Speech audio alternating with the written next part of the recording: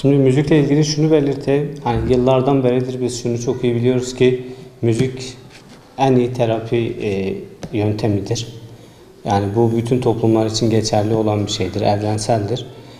Biz de akademide hem öğrencilerimiz hem ailelerimiz için sürekli yeni kurslar, yeni seminerler, yeni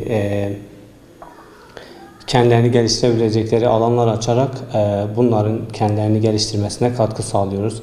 Ve ailelerimizin, öğrencilerimizin kendilerini rehabilite etmeleri için, daha iyi, daha mutlu hissetmeleri için çeşitli etkinliklerde bulunuyoruz.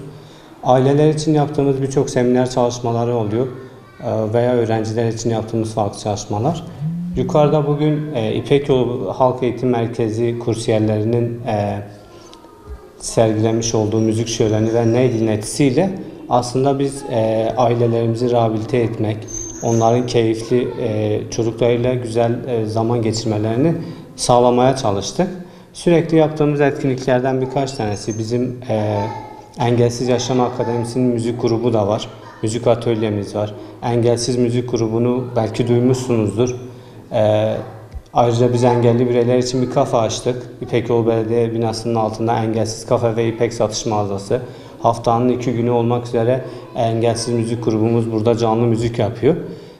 Ve biz şunu çok net net bir şekilde gördük ki öğrencilerimiz müzik çalışmaları yaparken hem kendileri eğleniyor hem de insanları eğlendiriyor. Bu onların mutlu olmaları, rehabilite olmaları için çok önemli bir faktör.